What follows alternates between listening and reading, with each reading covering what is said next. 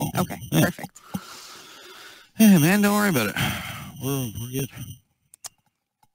You know what needs to happen? I need to get to 20,000 Twitter followers. How far are you? I got 76 to go. Literally only 76? Yeah. Wow.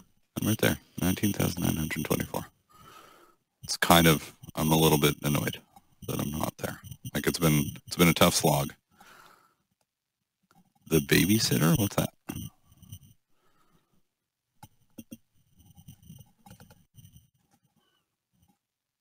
This looks 30 seconds. Looks promising.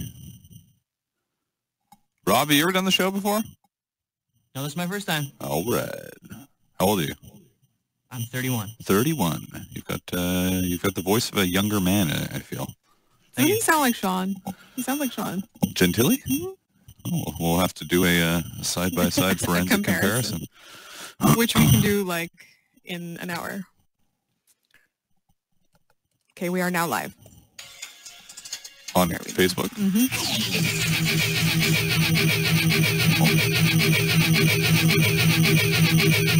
Here we go. You told him I'll count down? Yeah, I got that. Okay.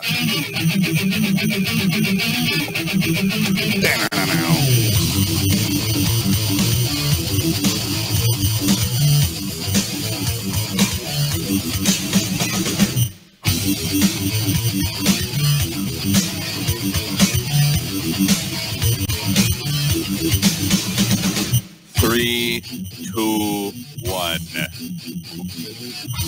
Hello. Good afternoon. Good evening. Wherever you are, if you're listening to us in somewhere in Africa, then good middle of the night to ya. This is Hockey Primetime. If you're in Asia, good morning. And my name is Conor McKenna. Laura Saba is here with me. This is a show in which we hopefully talk about hockey mostly. I'll try to find ways to, meander my way around a variety of topics, and hopefully by the time 7 o'clock rolls around, some of us will know more about things that are going on, thanks to our guests, not thanks to me. But thank you for hanging out with us today. We appreciate it. And if you're listening to our podcast at hockeyprimetime.com, then feel free to spend a lot of time browsing around the site. It is a lovely, lovely chunk of the World Wide Web. So I'm Conor McKenna with Laura Saba. Laura, how you doing? I'm great. Thank you. How are you? Oh, my God, I'm amazing. I'm on Facebook Live right now. People are watching us. I'm watching myself. Are they actually? Or yes. Are you just saying that? We were concerned last week, but then when I went home, I saw we had over 600 views in those 2 hours alone. So live views? Yeah. Well, I guess it was the total when I logged in. So, we've got people who are interested in what we have to say and what we look like. That's not true. It is true. I'm looking at the thing right now. You're looking at the current. There's one viewer. Go to facebook.com, check out Hockey Primetime, and watch us live. And happy Thanksgiving if you're here in Canada. I love Thanksgiving. It's definitely one of the great holidays on the calendar. Why? Because there's no real stress unless you're the person who's hosting Thanksgiving dinner, right? Now, which I never do. And I've never done it before either, except this year. I'm hosting Thanksgiving dinner, and I'm at home with my girlfriend where we live. And both of us are working. Like, I'm working right now. I'm going to be here till 7 o'clock. What am I doing? Why am I hosting Thanksgiving dinner? My girlfriend's at work right now. She's not going to be here till 7 o'clock. And yet somehow we're You're going to whip up a magical dinner in 30 minutes. I'm a little bit, I'm at least a little bit worried about how this is going to work out, but whatever. Earlier on today, nice to watch the New Jersey Devils getting at it and looking pretty good while doing it. They posted a 4-1 win over the Colorado Avalanche. Now, Devils fans, I think, have been, well, I don't know if I can say that. I don't know. I do know some Devils fans. I mean, I've got a friend who's got a Devils-branded Jeep. So, shout out to Mike Capko out there in New Jersey. I mean, that's ridiculous. You're a big fan. He won it in a contest at a Devils game last year. We talked about it. But the Devils are not saddled with much in the way of expectations this year. I think everybody thought they were going to be very bad. And maybe they will be. It's only the Colorado Avalanche. So I don't think we should get too excited about the Devils beating up on the Avs. But in any case, Nico Hischier looks really good. There are causes for optimism. In fact, our executive producer, Sam Wu, I was texting with him earlier today, and he's a huge Devils fan. He's a season ticket holder, and unfortunately, he's a little under the weather, and he had to work today, just like we did, so he didn't go to the game. but I wrote to him, Nico is going to be good, about Nico Hischier, looking impressive. He had a great preseason, and he's looked good in the regular season so far. And he wrote back to me, he is a god, period. So I think that at least some Devils fans are excited about this kid, and that's it. That's the great thing, right? Even if you sort of know, I think I can definitively say the Devils will not win the Stanley Cup this year. Right? I think we could probably say that about 20 or so teams in the NHL right now. Still, though, there's always something. There's something to look forward to. There's a glimmer of hope for the future. There are storylines to follow. Maybe even if you're a fan of the Vegas Golden Knights, who got started last night, did it in style, and that's it. They've figured out the blueprint, the formula for success with the Vegas Golden Knights. Okay, I'm going to tell you what it is. Marc-Andre Fleury has to make 46 saves, and James Neal has to score 2 goals. In those situations, I bet you, I'm going to put money on the table right now, the Golden Knights are going to go undefeated in that situation. Games in which Fleury gets 46 saves and James Neal scores 2 goals, they're not going to lose any of those games. All right? That's my bold prediction for you right now. I'm going to hold you to that. But how often is that going to happen? You don't want your number one to be having to make 46 saves a night, and he had to hold the fort, really, until Neal scored 2 goals in the third period, and they somehow won that game. But it was in Dallas, right?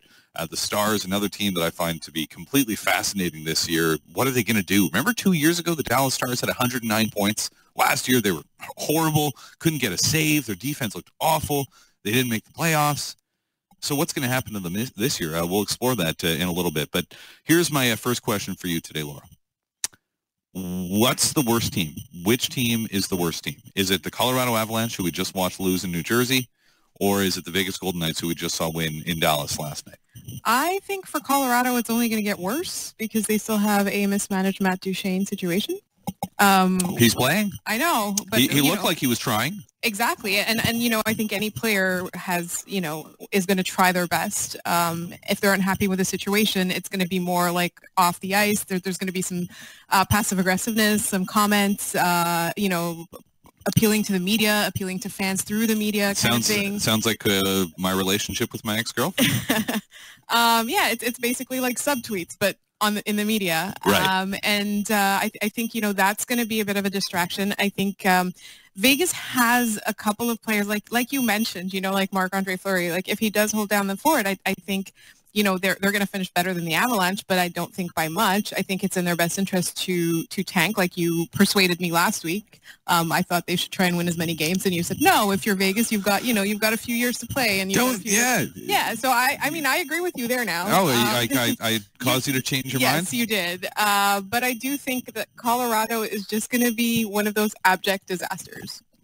It's hard to envision a scenario in which things work out. Basically, what they need to have happen is what happened the year they made the playoffs a couple of years back, which is unhuman goaltending from Semyon Varlamov, and then you've got yourself some wins, some W's, but they're going to need a lot. And it feels like, kind of a shame that Nathan McKinnon, and apologies to Avs fans out there, and this may sound sort of harsh, but I'm a bit of a fan of the Houston Texans, the NFL franchise, and I've used this analogy before. It always felt to me like the Texans were wasting J.J. Watt. J.J. Watt's an outstanding defensive player, one of the greatest, maybe the greatest defensive player in the history of football.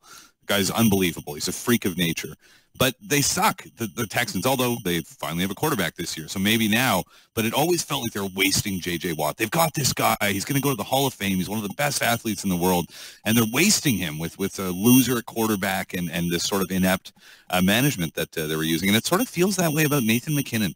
That Nathan McKinnon, who's this amazing talent, who I think a lot of people got a chance to see. I think a lot of us on the East Coast, if we're being honest, we're not watching a lot of Colorado Avalanche games, especially now that they're so bad. But we saw Nathan McKinnon. Remember in the World Cup last year, seeing Nathan McKinnon for the U23 or whatever that absurd team was that they threw together, the Franken team. The Young Guns. He was amazing. He's an incredible player. And it just feels like we're seeing sort of a J.J. Watt in Texas type situation where the best years of Nathan McKinnon's career should be right now.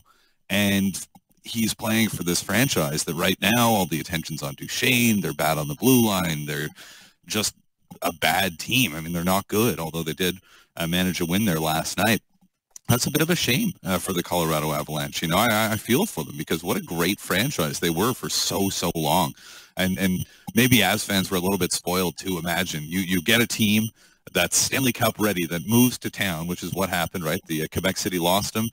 Denver got them, and right away Sakic and Forsberg, Patrick Roy comes in shortly after that. It's just, you know, an amazing situation. They win a Stanley Cup right away, and it's for the next decade or so, they were a dominant franchise. And then things started to fall apart. Now here they are with the face of that those great teams. Really, Joe Sakic, I think, arguably, and then probably the most iconic player in the history of that team.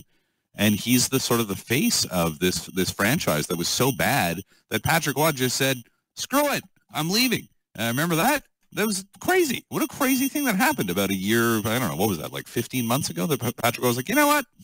I'm not good. I don't want to do this anymore. So anyway, tough times there in Colorado, and hopefully the fans get something to cheer for, get something to look forward to, because right now it's tough. And then that's the other thing. Joe Sakic, what do you do with Joe Sakic? If you're the Colorado Avalanche right now, Joe Sakic, you've handed him the keys to the franchise. His numbers hanging in the rafters. He's the most iconic player in the history of the franchise.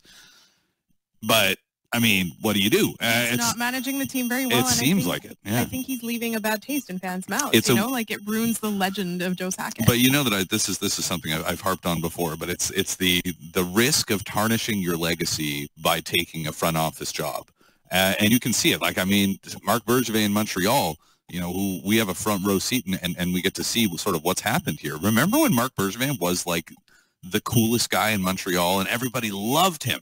There was this honeymoon period of a couple of years, and now I would imagine that going out in public is often an unpleasant experience if you're Marc Bergevin. I think most people are probably okay and respectful, but there's going to be some people yelling at you a that lot you're of people, up the team. A lot of people angry. I mean, if he's driving into work and listening to morning radio, he might get criticized. You know what I mean? Like if you're watching the game from a distance, if you're watching the game from a distance and you know, like the TV commentators are talking about your job, I mean, objectively, there have been some failures in his tenure here. And, you know, it's got to be really hard. And like you said, like even though people are respectful, people are honest, and it kind of, you know, it like you said, it tarnishes your own legacy. It's not a very bright move, but at the same time, like it can be great though. Right. And but do you care about popularity or do you care about success? Because sometimes, I mean, I'm not saying in this case that he's right, but a lot of times you do have to make unpopular decisions, and sometimes they do lead to success. In this case, I don't think that's the case, but you know, you have to worry. What you have to worry about is keeping your job, not about being popular with the fans. That's right. There is a balance to be struck there, but it's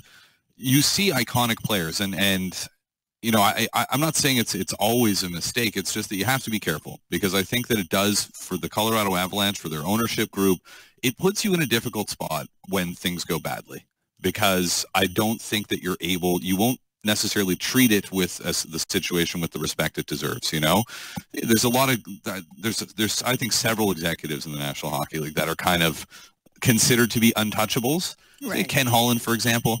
Like, how bad did the Red Wings have to get? It's, you know, he's got a job for life regardless, due to the amazing track record and all the success he's had in the past. But is that a good thing? Is that a good way to run a sports franchise? I'm not sure. Anyway, yeah, harshing up a lot of people here, and what do I know? Anyway, just my opinion. So what do we have going on today? We've got a very, very busy show. We've got a lot of terrific guests that are going to be joining us throughout the course of this show. Later on in this hour, we'll get to our playoff picks. I've got my 8 teams in each conference. I got 5 teams in the Metro, and I've got only 3 teams in the Atlantic, and out west 4 teams in each division. I'll tell you which ones they are and why I think they're going to make the playoffs. I have one surprise pick for you here, and I'm probably going to be wrong about it, as I often am. So that's something to look forward to later on this hour. Coming up in just a moment, we're going to talk Calgary Flames. Did they get lit up by Connor McDavid the other night? Kristen Odland of Post Media is in Calgary covering the Flames, the organization that's trying to hold the city hostage for a new rink. So we'll get to her in just a few moments. So stick around and please hang out with us for the next couple hours ahead of the Leafs and the Rangers coming up at 7 o'clock here on Sirius XM NHL Network Radio, whether you're listening online at hockeyprimetime.com or through satellite radio.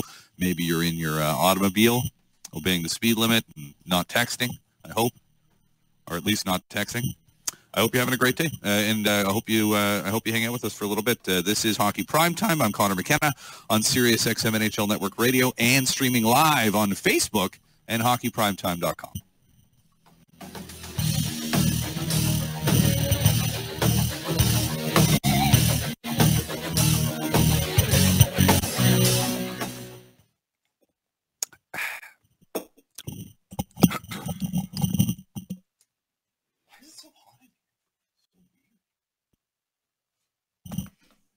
Weird watching the laptop be accessed remotely. Mm-hmm.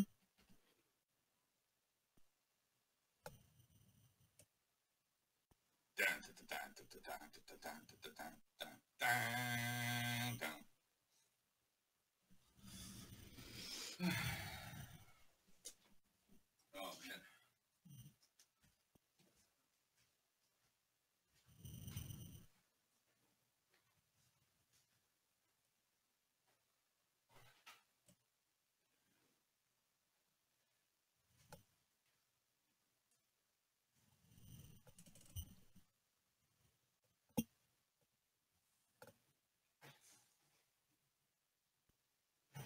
Okay, Kristen is there. Oh, awesome.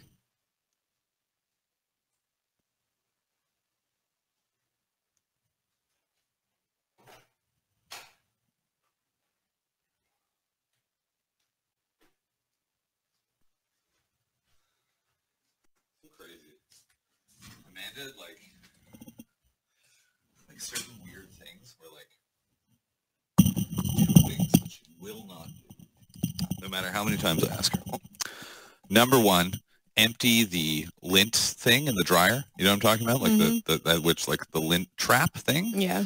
And empty the vacuum cleaner. Like it gets full of stuff. Mm-hmm. Will not empty it. It will fill up until it explodes. It's so strange. I just find it to be completely bizarre. I can't talk her into it. What's up, Kristen? She's on there. She is? She's on the good. line. All right. I think he said 30 and we didn't hear it. Oh, okay. It's more like 10 now. Dun, dun, dun, dun, dun, dun, dun, dun, dun, dun, dun. No, you just reminded me to clean my my vacuum cleaner trap. Well, because it doesn't work properly if you don't. You have to empty it. Yeah. It becomes completely ineffective because it's full, right? It won't anyway. Insane. Well, she's there, she's vacuuming, but it's not doing anything, you know? And and I don't usually do the laundry because she has weird restrictions, some clothes don't go in the dryer. I don't know what the fuck, And so every time I do the laundry, I look and it's holy shit, we're going to burn down the house, 3, 2, 1. Good afternoon. This is Hockey Primetime. Do you like heavy metal music, Laura, or do you only listen to it between 5 and 7 on Saturdays? Pretty much. Yeah? Or on a road trip, depending on who's with me. Okay. Yeah. Yeah. Yeah. I feel like if you and I went on a road trip, we'd be listening to a lot of this stuff, right? You think so? Or old school rock. Mm. That's what I have you pegged. Really? Yeah. No, I listen to, in the car, I listen to hip-hop. Okay. I listen to a lot of hip-hop, but nothing, actually, that's not even true. I was going to say nothing new, but it's not true at all. I listen to hip-hop all the time, really loudly, mirrors shaking. You're that guy. But windows closed, I'm not trying to draw attention to myself. I just happen to enjoy listening to really bassy, the kind of music that makes your mirror shake. That's my goal. That's what I'm into. All right, let's talk Calgary Flames. They got a few young players who it would make more sense for guys like that to be doing what I was just talking about. Johnny Gaudreau, maybe Sean Monahan, although not judging by the boring Monahan Twitter account, I suppose. What's going on with this arena story? And Jaromir Jagr, when's he going to play? Let's talk to Kristen Odland, welcoming her back to the show. She covers the Flames for Post Media. Kristen, good afternoon. Good to be on today. I was just going to say, you forgot about the country music genre here in Calgary. So that's true. I can get down with country. Maybe older stuff. I think. Like, does Johnny Cash count? Okay, that can count. I mean, George Canyon does sing the anthem here in Calgary. He'll be singing tonight in the home opener. But yeah, okay, I can go for that. Sorry, go ahead. No, I was just going to get right into it. I mean, it's been a whirlwind week here in Calgary with the acquisition of Jaromir Jagr, and obviously the arena debate has been going on and on and on for the past few weeks. So feels like it's already been 2 months into the season with all the news that's been happening. But no, it's just the home opener tonight here in Calgary against the Winnipeg Jets.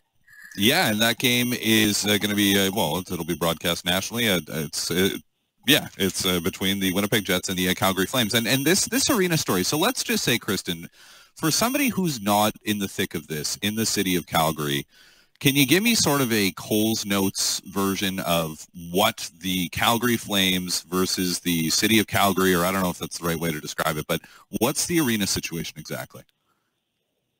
Yeah, so basically the Calgary Flames came out, the ownership group came out, or Ken King rather, the president of the Calgary Flames came out the other day, actually it was almost a month ago now, and said, look, we're done negotiating with the city in terms of an arena deal.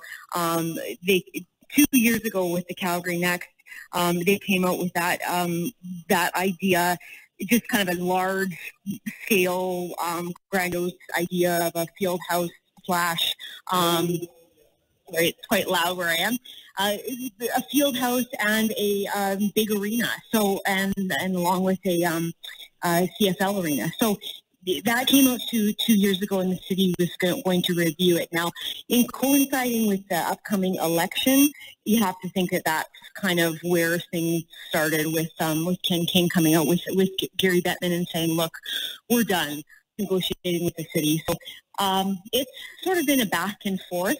We'll see what happens on October 16th when the Calgary municipal election happens. But right now, it's pretty much at a standstill of what's going to happen.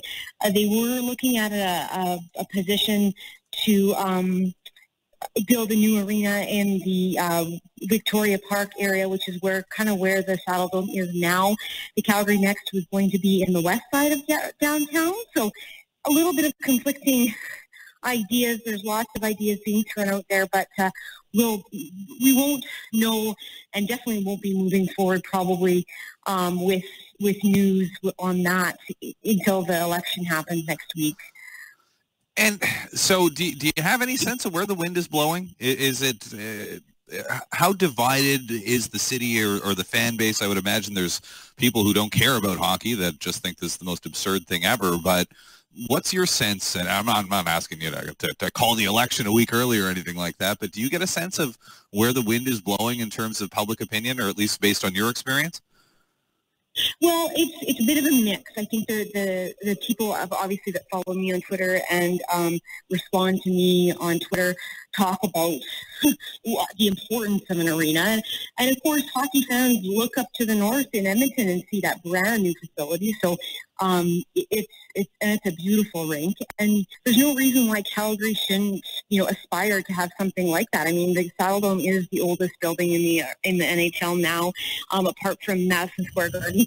Now that the Little Caesars Arena in Detroit is in use, and it's.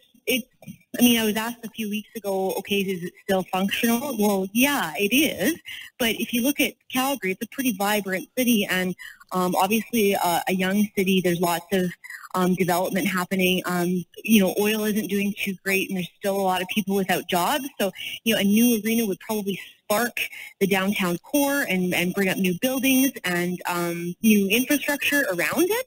So I think people maybe are short-sighted about it. They don't want to pay for it. They want to be wise about their tax dollars, especially when so many people are out of jobs in Calgary, just with the oil industry. So you wonder, it's the person or the incumbent that comes into the new mayor that we'll be electing here in Calgary on October 16th.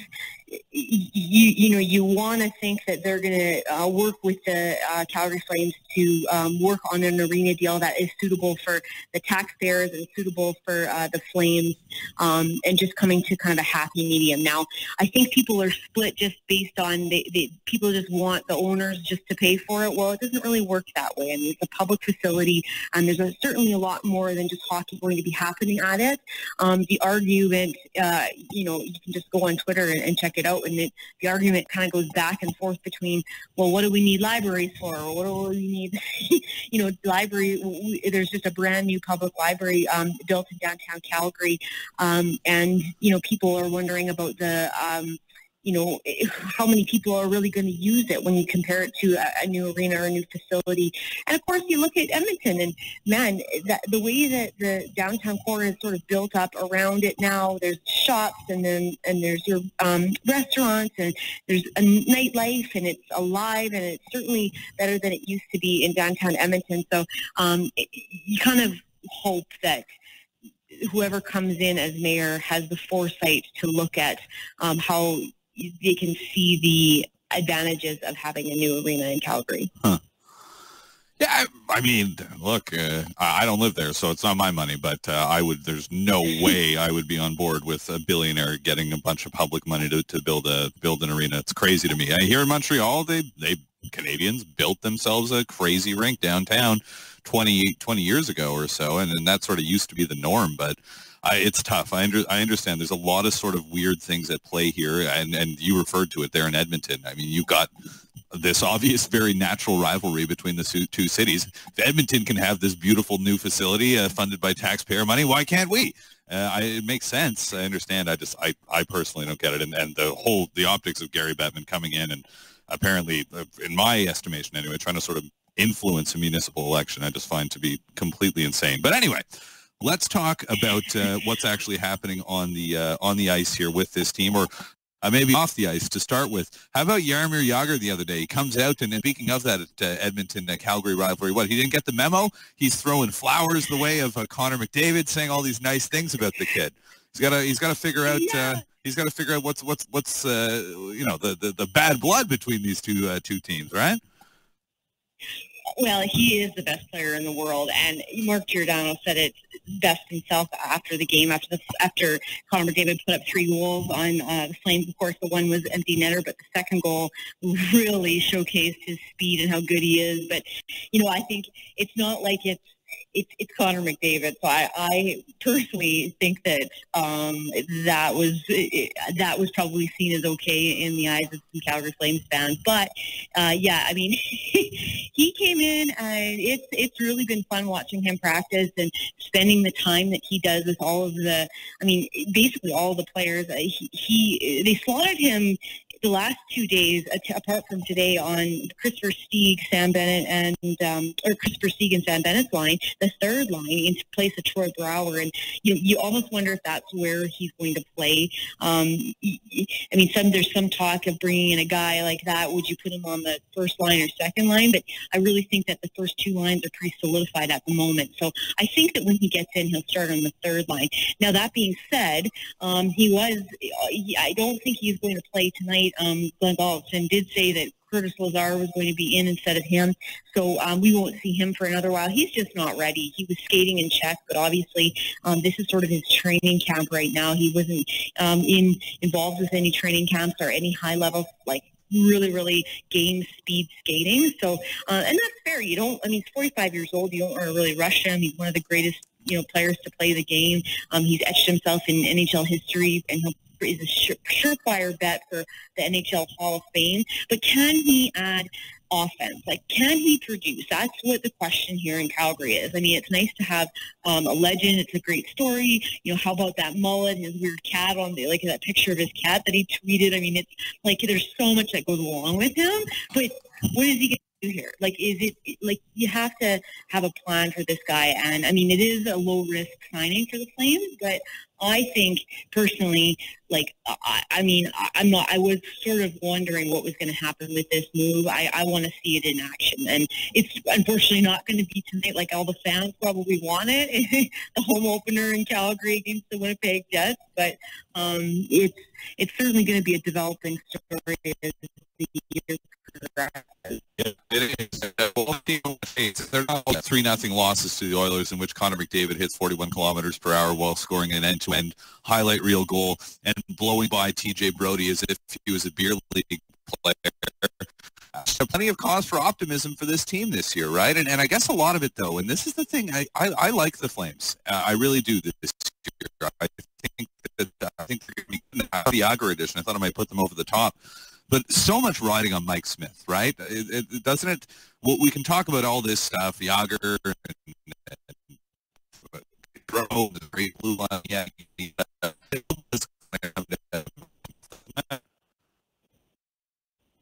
It's been a really tough sledding here in Calgary, guys, since both, you look back to Kiprusoff, and they've had 10 goaltenders since then. So they really haven't Mike Smith's 35 years old. The biggest concern, I think, with him is his age and his durability. Put up the numbers that he probably should have put up in Arizona. I mean, everyone looks at his numbers and thinks, oh my gosh, why did Brad Treliving, what was Brad Treliving thinking? Terrible numbers, but you look at the team that he's playing for. I mean, nothing against Arizona. They were obviously going through some things and have been for the past few years, but really a terrible defensive team. So Mike Smith didn't have great numbers there when they brought him in here in Calgary, and he stopped 42 shots the other night against Edmonton. So that was a pretty eye-opening probably vision for a lot of people in Calgary. Okay, this guy he's a competitor, he's a battler, and he's in great shape. So it's just, can he do it over 82 games? Can he lead these guys to the playoffs like they think that he's going to? That's the question. But so much is riding on him. And I can tell you this, there's like absolutely no patience left here in this city for goaltenders. So if he lets in, like if his numbers are pretty bad to start the season, man, I don't want to see I won't even want to look at my mentions on Twitter. It's going to be ugly. So and much like you said, much like Winnipeg, they're pretty much riding on Steve Mason as well too. They're hoping that he can kind of bridge the gap there between for them this year. So, and again, I think Mike Smith, bringing him in is the timing of it is good, because he's 2 years left on that contract. He'll be 37 by the time he's done. If he has a couple more good years left, that would be ideal. The Flames obviously have John Gillies and Tyler Parsons waiting in the wings, and David Rittich as well is a Czech goaltender that they have been developing. So for me, Mike Smith is, if not the number one storyline, he's the 1A storyline now next to Yager. Well, it's going to be fun to watch the soap opera continue. Kristen, thank you for your time. We appreciate it. Thanks for having me on. Cheers. That's Kristen Odland covering the Calgary Flames for Post Media, and the Flames in action, as Kristen mentioned, tonight as they host the Winnipeg Jets in their home opener. And, you talk about goaltending. I mean, that Jets team has had question marks at that position since before they were even the Jets, since they were the Atlanta Thrashers. That franchise has have a tough time. Oh, all right. Coming up next here, we're talking to Jonathan Willis. Enough about the Flames. Let's talk about the Oilers. This is Hockey Primetime on Sirius XM NHL Network Radio and streaming live at hockeyprimetime.com.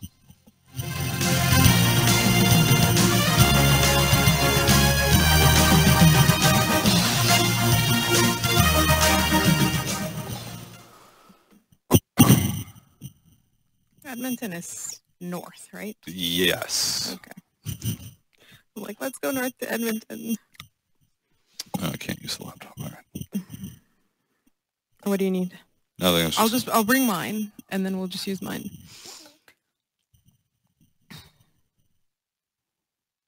I gotta just buy a new laptop, so what I have to do. Did it just like all of a sudden die? It fell. Oh. It works fine, it's just the screen is fucked. So I can connect it to like another screen with like an HDMI cable or whatever, and it works fine. It's just the screen is toast, and it's like definitely not worth paying to fix it. Like, it's not that good of a laptop. Did you at least get a lot of good years out of it? Yeah, we had some good times, and I still use it. I mean, I was just using it. I watched this crazy movie today called The Survivalist. Hey, Jonathan's there. Great.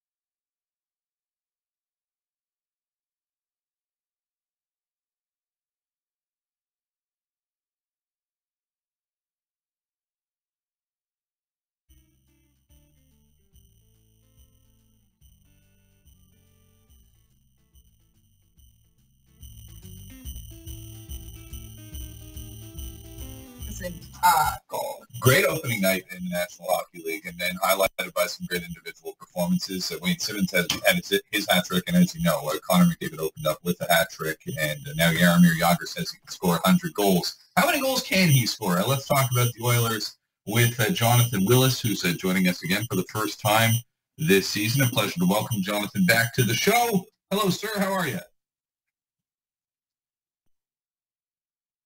Well, we appreciate it. And Jonathan's got a new gig, lead Oilers writer at The Athletic Edmonton. You can read his work with Sportsnet and Yahoo, as well, a man who wears many hats. Would that be accurate?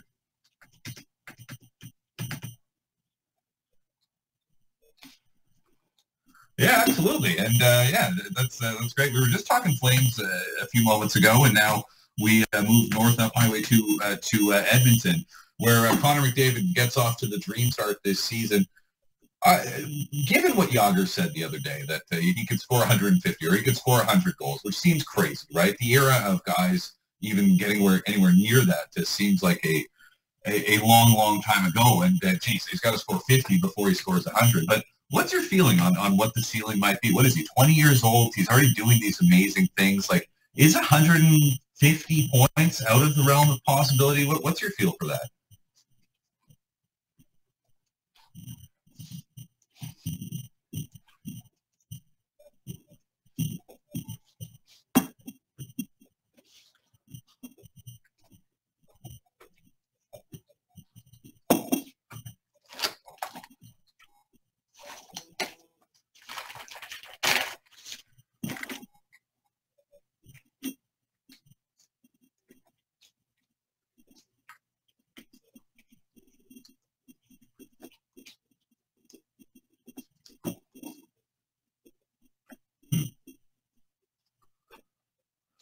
Yeah, well, I mean, I'd love to see it.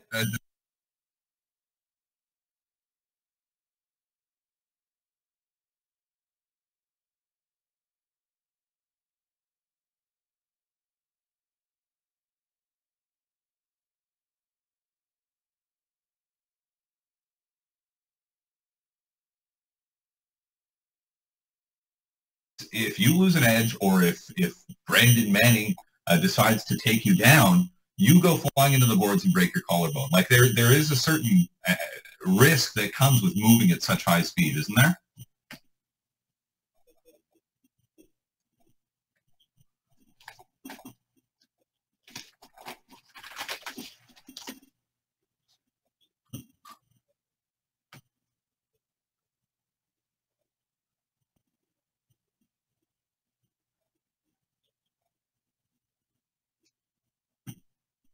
Right, and so anyway, whatever. I mean, that's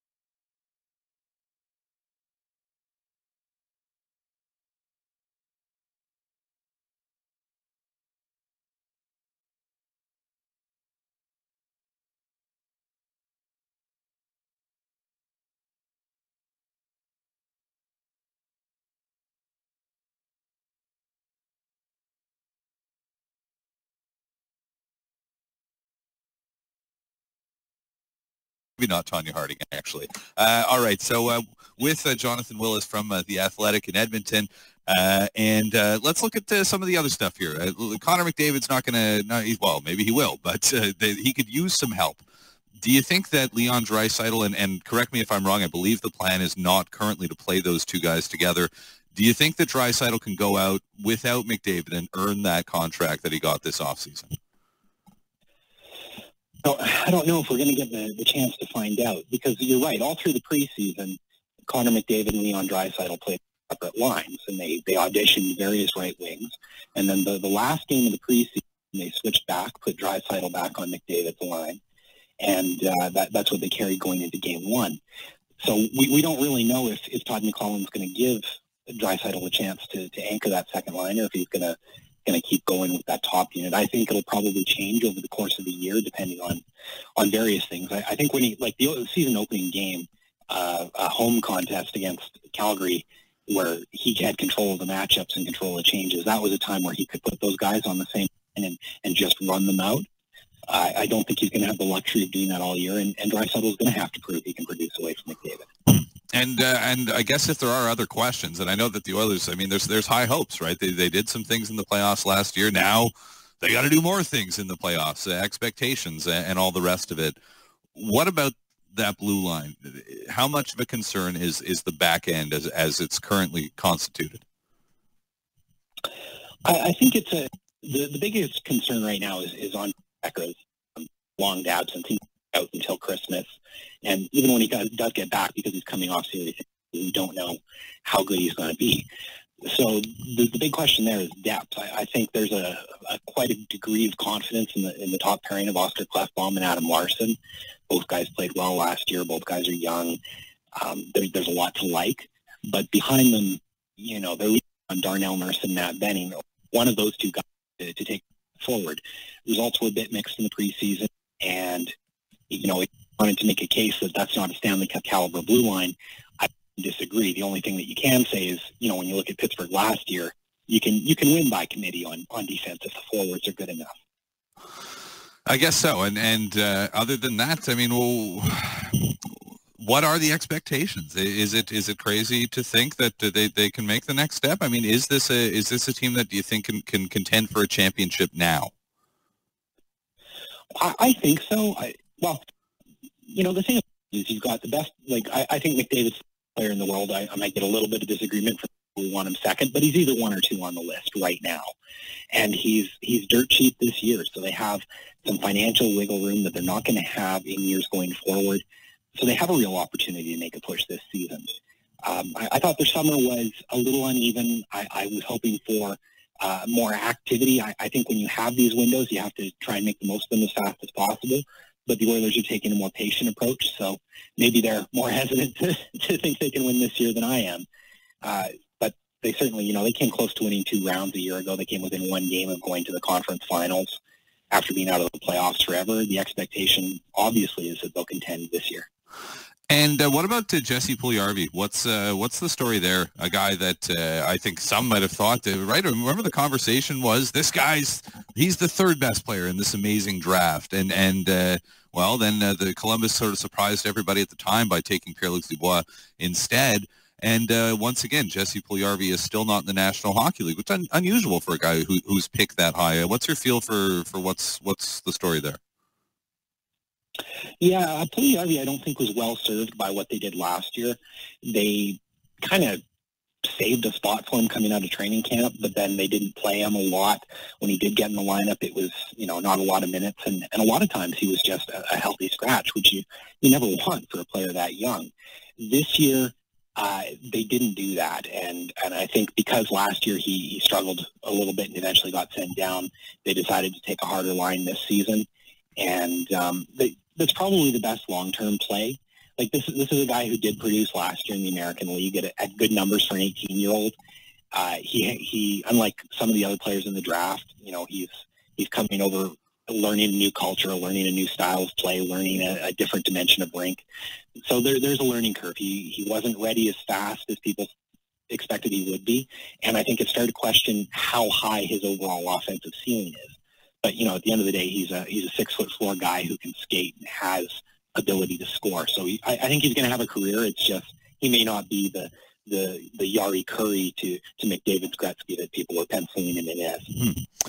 And before I let you go, you're with The Athletic, and you guys have been you've been announcing all kinds of stuff, adding some of our favorite writers. I joked this summer that it was going to be a challenge for Laura Saba, our producer here, to book guests who don't work for The Athletic, because so many people who've been on this show are with you guys. I'm sure you must be excited about it, and as I mentioned, congrats on the new gig.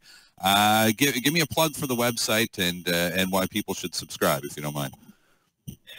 Yeah, absolutely. I'm always happy to advertise. There's a great group of hockey writers. I mean, Pierre LeBrun, Craig Custance, James Myrtle, and the list goes on and on and on. It's a very reasonable monthly fee. And, this is the only way we've seen the way that newspapers have gone the last few years. A lot of jobs have been cut. It's hard to sustain those models. And, a lot of people really like the idea of coming to a site that doesn't have clickbait and doesn't have autoplay videos and doesn't have advertising. And people have seen the value. The response has been tremendous. And the thing is, the more people who subscribe, the more great content we can produce. The expansion this year was them putting money back into the business. So, everybody who subscribes, it makes it easier to hire the next big guy. It's been very cool to see a media company too that is investing in hockey, which I love, and just so many terrific people, friends and peers. So I'm really glad to hear about the way things have been going, and we wish you continued success. Thanks for your time, Jonathan. Very much my pleasure. Thanks for having me on. The Athletic is, I've enjoyed it a great deal. And I think the thing that a lot of people don't know about it, and a lot of people aren't used to, right? It's like, I don't pay. I get this stuff for free. I've been getting this stuff for free forever. For me, it's no problem whatsoever to pay a couple of bucks a month for the quality content that we get, especially doing what I do. It's good to be able to sort of read viewpoints that say provocative or people who have the kind of insight that I really value as a fan. And if you subscribe, we say you're a Leafs fan and you want to get the coverage, the extensive coverage of the Toronto Maple Leafs, you can get that. But you also get all of it. You get every single city that the Athletic currently exists in. And I would imagine that it won't be too long before the Athletic is everywhere. It's not everywhere yet, but it certainly is growing. Coming up next, Who's going to make the playoffs? Who's going to miss out? Let's take a look. It's Hockey Primetime on Sirius XM NHL Network Radio, streaming live on Facebook, I think, and hockeyprimetime.com.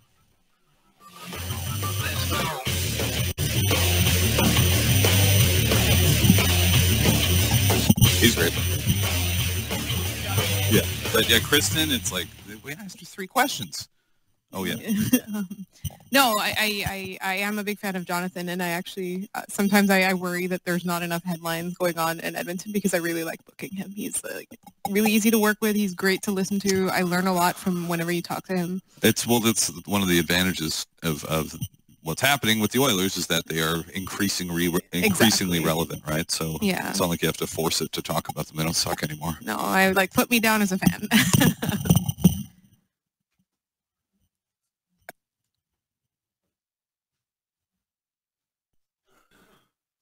No guest here for the last one, right? Yeah, we're doing Connor's playoff picks. Awesome. Okay. Thanks.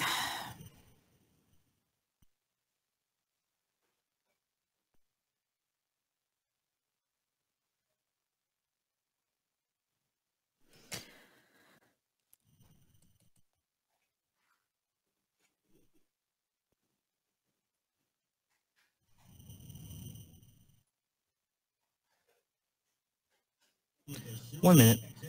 1 minute. 1 minute.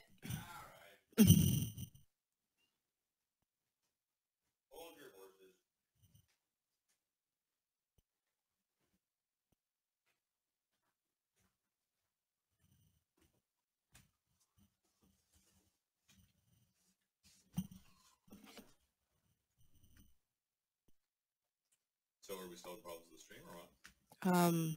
I can't see anything, but there is a bunch of stuff that needs to be fixed, apparently. 30.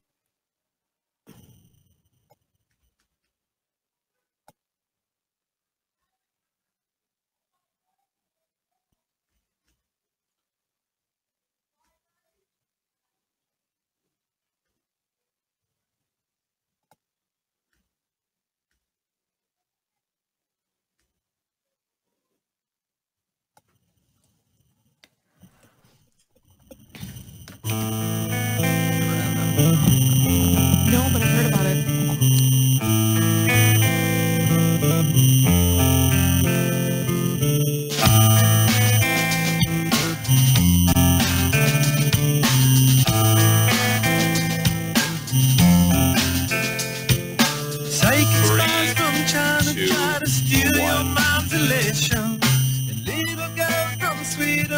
Good afternoon. Good evening. How you doing? This is Hockey Primetime. My name's Conor McKenna. Nice to be with you on this Saturday afternoon, or perhaps you're listening to our podcast page at hockeyprimetime.com, in which case, I hope whatever day it is, so you're having a good one. It's kind of a wet one here in Montreal. The Canadiens won't be playing in Montreal until I think it's Tuesday night. Their home opener, they'll host the Chicago Blackhawks. Watch out for the Hawks. Wow. 10 goals against the Pittsburgh Penguins there the other day. And the Penguins, geez, I need the Elias Sports Bureau to weigh in. Like, has a defending Stanley Cup champ ever given up 10 goals the following season? Has a team that's given up 10 goals in a game ever won the Stanley Cup? I'd be fascinated to know the answer to that question as well. Not fascinated enough that I'd actually go and do the research myself, but it would be cool if somebody else was down to do it. So if you're listening, is that a hint? That's a crazy amount of work. I wouldn't even know where to begin. I would not know how to do that. Someone out there knows. So if you're listening and you know how to find this information, the Elias Sports Bureau. That's tell us for sure. That's Laura Saba. I'm Conor McKenna. So here's what we're gonna do. All right. I wanted to make my my playoff picks. With the sort of bold assumption that anybody would care who I think is going to make the playoffs and who isn't. But at the risk of infuriating certain fan bases and making other ones happy, let's go. Let's do it. I'm going to make my Stanley Cup picks or at least playoff picks. We'll get to the Stanley Cup playoffs we'll cross that bridge when we get to it. So should I do who's going to make the playoffs or who's not going to make the playoffs? What do you think? I like the surprise. I like that you said that there was going to be one team in that we would not expect. Yeah, well, I mean, you'd still know, but I guess that you're right. That makes more sense. Okay, so here's what I think is going to happen. I think only 3 teams from the Atlantic Division are going to make the playoffs. That makes sense. The Tampa Bay Lightning, I have winning the division. I think the Canadiens finish second and the Leafs finish third. Those are your 3 playoff teams from the Atlantic. And no huge surprise there, although I understand a lot of people apparently don't like Montreal. It's hard for me to imagine that a team that has Carey Price is not going to make the playoffs, but hey, I mean, you do you. And in the Metropolitan Division, which is a juggernaut, I got 5 teams making the playoffs. All right, you ready for this? I'm listening. You sure you can handle this? Yes. All right. I believe that the BJs, first of all, are going to, not only are they going to make the playoffs, I think they're going to win that division. So give me the Columbus Blue Jackets, the Pittsburgh Penguins, I got. That makes sense, right? Even though they lost 10-1 the other day. The Washington Capitals I have in the playoffs as well. The New York Rangers, again, some people have them taking a step back. They got Henrik Lundqvist. They've got Ryan McDonough. They've got a good team. I like the Rangers. And here is my shock pick. Carolina, baby. I'm going with the Hurricanes. They haven't played a game yet this year, so we'll wait and we'll see. And there are serious question marks in goal. I understand that. Their average age is crazy. They're a super, super young team. I like the direction this team is going. I like their blue line. So give me the Carolina Hurricanes to shock the world and make the Stanley Cup playoffs for the right to lose to the Columbus Blue Jackets in the first round. Or maybe the Tampa Bay Lightning. I don't know. But you know what? The thing I love about my Atlantic picks, what it means is you have a Montreal-Toronto playoff series in the first round. If things shake out this way. That's what we're hoping for, right? We're going to be very excited. I've never seen it in my life. In my entire life, I have never seen a Montreal-Toronto playoff series, and damn it, it's time. You can't be true rivals if you don't play each other in the playoffs from time to time. So I think that would be great. And 2 franchises, I think, that are kind of headed in opposite directions, but I think people are writing off Montreal a little bit too soon. So I think what we're going to do is maybe we'll wait until an hour from now, and we'll get to the Western Conference. Okay. We're always disrespecting the West. Eh? Like such an Eastern bias going on here. East Coast bias. I can't help you. I can't help it. I got to go to bed early. I wake up at 4 a.m. to go to work every day. I can't be watching West Coast games. Used to be my favorite thing in the world to do. Love watching West Coast hockey. So yeah, out West, I got 4 teams in each division making the playoffs. So we will get to those in about an hour as we're sort of winding down the show. But let's get caught up. We've got our next hour all set up. We're going to be chatting with Sean Gentili. We're going to be chatting with Pete Blackburn as well, who's got a new gig at CBS Sports. And we'll talk to Mary Clark, who's going to go around the National Hockey League with us from SB Nation. Mary's going to be joining us for the first time, right? For the first time. All right, first-time guest. I like it. So plenty more to come in the next couple of minutes. We'll be right back with you for hour number 2. This is Hockey Primetime on Sirius XM NHL Network Radio and streaming live at hockeyprimetime.com.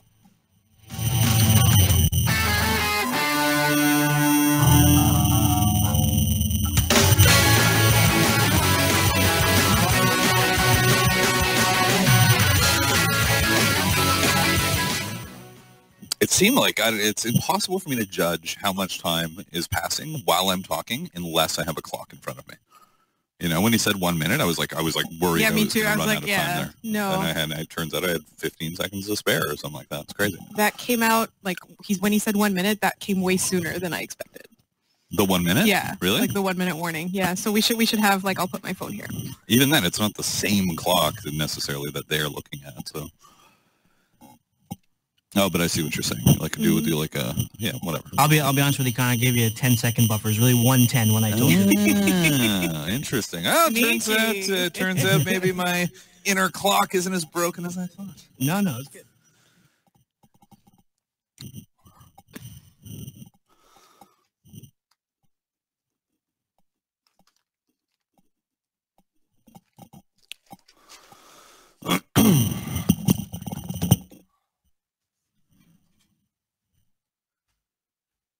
Hey, Rob. Hey. Did you find a highlight for this segment? Yeah, I'm just going to listen to make sure it's good, but yeah, I got one. Okay, perfect.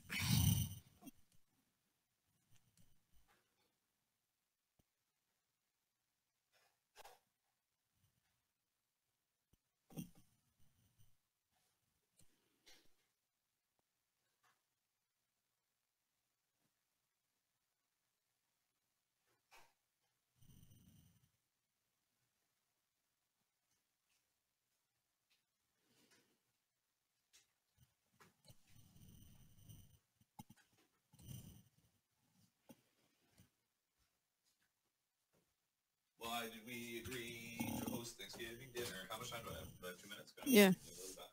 Yeah, make it fast.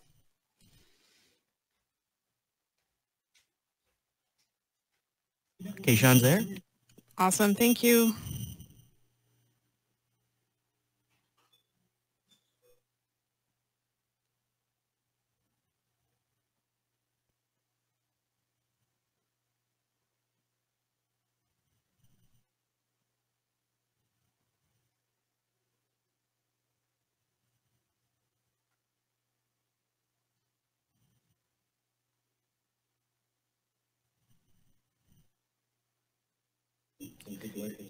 All right, I got a clip. You got a clip? Awesome.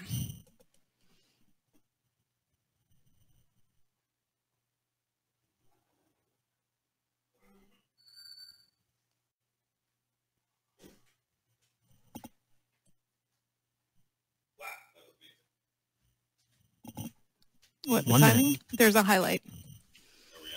1 minute. But no, like as in he found a highlight. Oh, So awesome. We're going to start with the highlight. Oh, badass.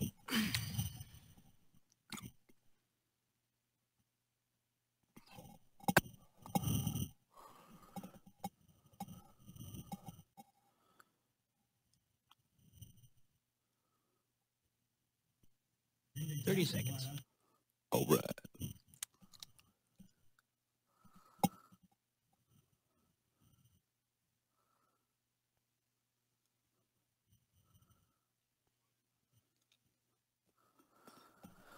You know what's the craziest? That Donald Trump is the president. I can't wrap my head around it. I really can't. That guy. Yeah. Like one of the biggest assholes in the world became president. Like, it's insane. Truly a remarkable thing. 3, 2. No, we got a clip first. Oh, right.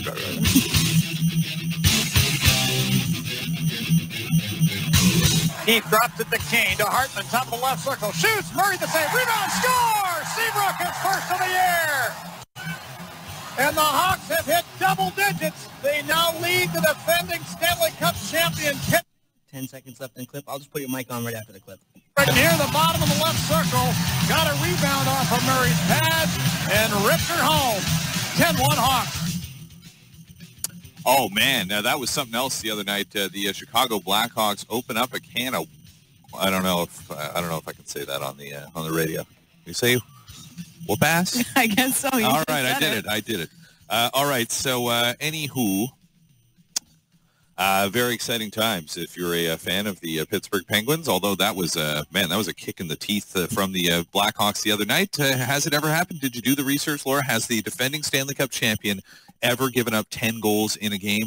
Or has a team ever given up 10 goals in the game and won the Stanley Cup in the same season? Did you finish the research? I did not do the Laura. research in the last 2.5 minutes. Well, I'm sorry. I can't believe it. I can't believe that you didn't do it.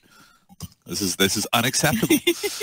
We've got Sean Gentili. Maybe he knows. He's with the Pittsburgh Post-Gazette. Let's talk about the defending champs who had they've had a rough couple of days. Sean, how you doing? I also do not know the answer to either of those questions. Yeah, that's okay. I didn't think you would. But what do you think? I mean, what's your gut tell you? Has a team ever given up 10 goals in a game and won the Stanley Cup in the same season? What would you guess? I'm gonna say yes. Like, I feel like it probably happened in the 80s whenever goalies were terrible and terrible and tiny and allowing lots of goals. I think the bigger question, honestly, is if the Blackhawks outscored the Bears, like whatever the Bears do to Trubisky. Like, I think it's possible. Yeah, well, why you think? Are you trying to tell me that you don't think Mitch Trubisky can scale the heights that Mike Glennon did as the quarterback of the Bears?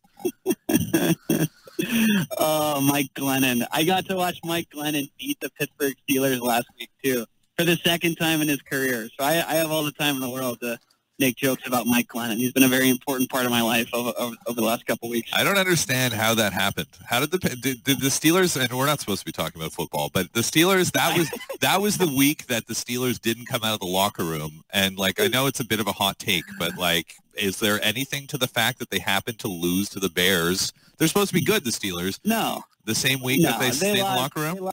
They lost because Ben Roethlisberger overthrew somehow Martavis Bryant, who's 6'5" and runs like a 3.8 40, and Roethlisberger overthrew him on sure touchdowns twice. That is why they lost. It had nothing to do with the national anthem. Okay, all right.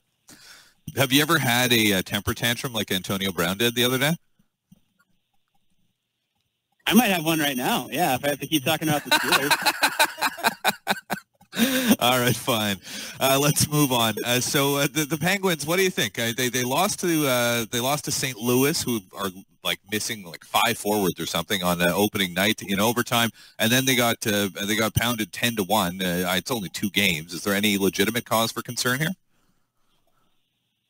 I think it's kind of a continuation of stuff we saw even in the playoffs last year, where they relied on elite goal scoring and really great goaltending to win them games. It wasn't, and if any of those ingredients would have changed last year, they wouldn't be the 2-time defending champs. So if the pucks aren't going in, and you have Antti Niemi playing as you'd expect, by the way, he's 34 years old and stunk last year. So anybody who thought that was going to change, probably barking up the wrong tree. Like I'm not that surprised by this. They have that. On a bad night, they can look bad because they rely on elite goal scoring ability and great goaltending. And if they don't get one of those, then they're going to be in trouble. And if they don't get either, and Niemi goes out there, a guy like Niemi goes out there and lays an egg, like, yeah, I mean, maybe not 10-1 is something you're going to see regularly, but they have the potential to look bad. I'm not surprised by it. We saw Marc-Andre Fleury make 46 saves and sort of hold the fort until another former Penguin, James Neal, scored a couple of goals, and the Vegas Golden Knights won last night. And I know how beloved Marc-Andre Fleury was in that market, how beloved he was by his teammates in particular. How much are they going to miss him? How much do they miss him on and off the ice? I think the fact that, I mean, he's better than Antti Niemi, so that's a big thing. I mean, like Fleury, if nothing else, he's an NHL caliber starting goalie. So, and I'm not sure you can say that about Antti Niemi, honestly. So just from a strictly hockey standpoint, I mean, that's a big change. Off the ice, I tend to think that these guys are professionals and aren't going to let it affect them all that much. But at the same time, Matt Murray, anytime Matt Murray is a quiet, super understated guy who doesn't say much about anything ever. And by the end of last year, I mean, he was openly speaking and openly emotional about how much Fleury meant to him. Obviously, the other guys in the team who play with him even longer, felt even more strongly. So yeah, there's a personal connection that they're going to miss, and there's certainly a lesser team, given the trade-off at backup goalie. But I don't think it's going to be all that huge off the ice.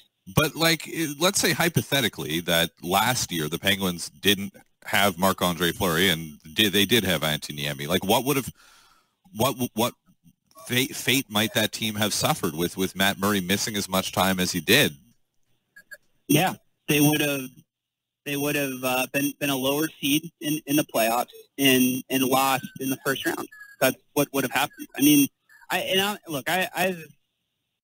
I'm living here and seeing how much people love Marc-Andre Fleury past the point of rationality. I mean, it's an emotional connection to him that outstrips how good of a goaltender he actually is. Like it's honestly strange to see sometimes, but you can't deny how important he was, especially obviously in that playoff series, but also at certain points throughout the regular season, with Murray being kind of injury prone and whatever. He's an important piece, and they absolutely do not win the cup without him last year. No way.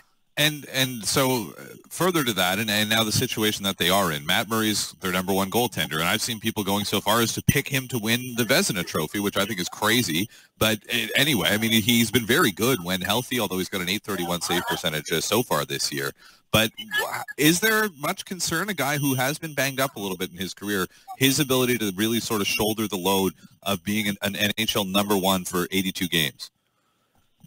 I think there has to be. He hasn't come close to doing it, and he said it himself. You know, he's concerned about, you know, certain issues he's got with flexibility and just general lower body stuff with him. So yeah, it should be a concern. And man, to A, pay Antoniemi what they paid him, and B, you know, see the result, not just that they saw from him a couple days ago, but really the last couple years in Dallas. I mean, that was always going to be a gamble. I think, you know, best case scenario, you have to assume that the backup goalie is gonna play at least 30 games and maybe more. And if it's Antoniemi going up and, you know, getting whatever 6 hung on him in 15 minutes, you're gonna have some problems.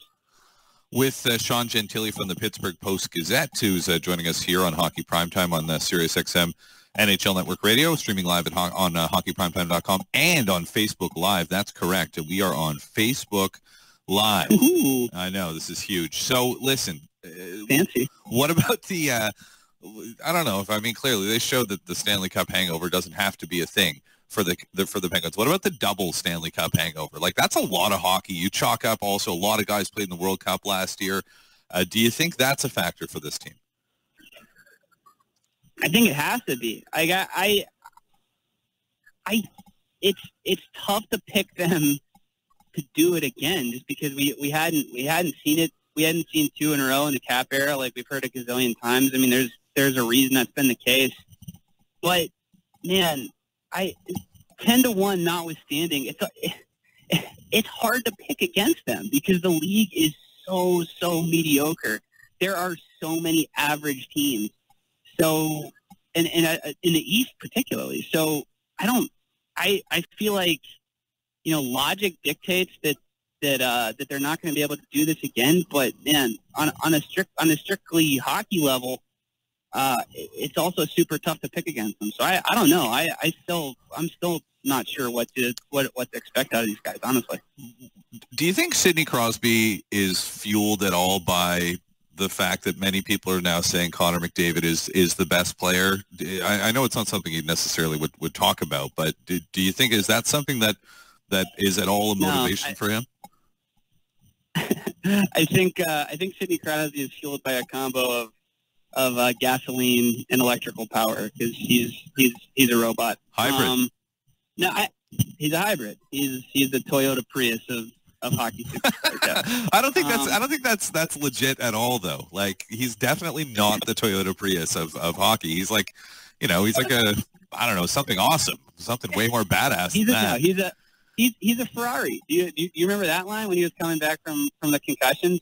The neurologist compared him to a Ferrari because his brain moves so much faster than everybody else's. Which, you know, every time I see a Ferrari now, yeah, I'm stuck thinking of Sidney Crosby's brain, unfortunately. Uh-huh. Now I don't know, man. I think part of that has to drive him, but Sid's a tough to read, and he's going to keep a lot to himself. But just knowing, you know, how insanely driven that guy has to be to do what he's done and to continue to, you know, have the success that he's had. And just speaking, like, how could it not? How could it not bother him? Like, it's like, you know, there's so many people across the board pick McDavid to win the Hart this year, and rightfully so. I mean, we saw it in the first game of the season.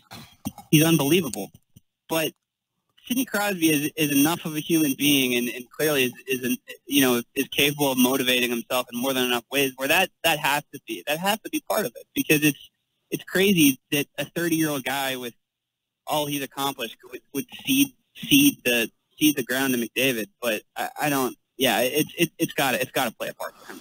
We know that the Crosby and Malkin lines are going to produce. So we've got a long history of seeing that, and there's no reason to think that changes this year. But what about the other 2 lines, the bottom 6 forwards for the Penguins? Is that good? Are they good enough?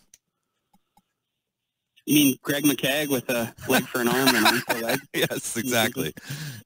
Greg McKegg to me looks like a great 4th line center for that team. He's a great skater. You know, he seems like he's a good penalty killer. He's you know, does everything does everything you could want in a lot of ways, but I don't think he's a guy you want as your third line center on a Stanley Cup team. So there's all sorts of stuff going around. There's the Riley Shane possibility is always going to be there until the Red Wings get the Athanasia thing squared away. They in short, they should be concerned because they don't have a third line center.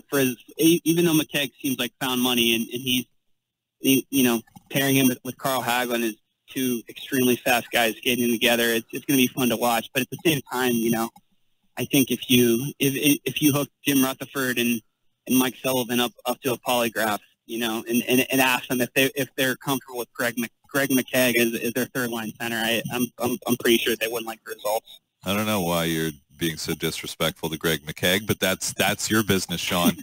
What are you doing tonight? I said he's like a great fourth line center, but I don't know if you really want him running interference on the third line for Crosby and Malkin. It just doesn't seem like a prudent move. Well, he ain't Nick Bonino, that's for sure. All right, and what are you doing tonight, Sean? He's a better skater than Nick Bonino. I'll say that much. He's much faster than Bonino. Right. I am standing out in front of a concert. I'm going to go see the National right when I hang up with you. Oh, well, get to it, man. Sorry about that. Jeez. I mean, I knew what I was getting into. I spoke to Laura about it. She was aware of my conundrum. Have you been partying all day in the lead up? No. That is, I literally said this to her. I was like, that's great. It'll make me make sure to behave myself ahead of time. So yeah, I have not had a beer yet, but I'm about to go fix that. You're gonna go do a keg stand. All right, buddy. Thanks, Sean. All right, dude. All right, guys. Good talking to you. Cheers. That's Sean Gentili from the Pittsburgh Post-Gazette, who is going to the national concert tonight. Coming up next, let's talk about the Flyers. Let's talk about a blue line that's got 6 out of their 8 guys that made the team this year under the age of 24. Can you win like that? Well, they did on opening night. We'll talk Flyers and go around the NHL with Mary Clark of SB Nation and The Athletic. That's coming up next here on Hockey Primetime on Sirius XM NHL Network Radio and streaming live at hockeyprimetime.com.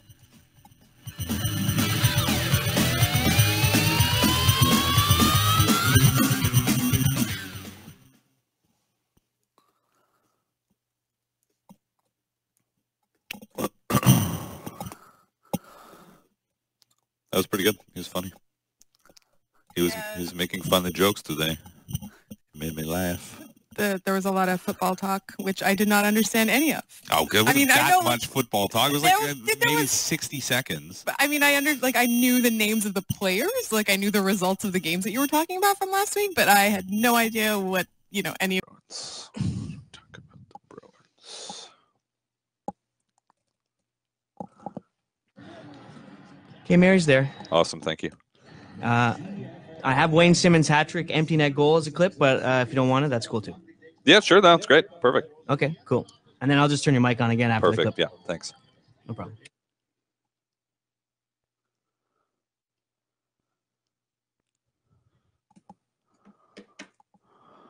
One minute.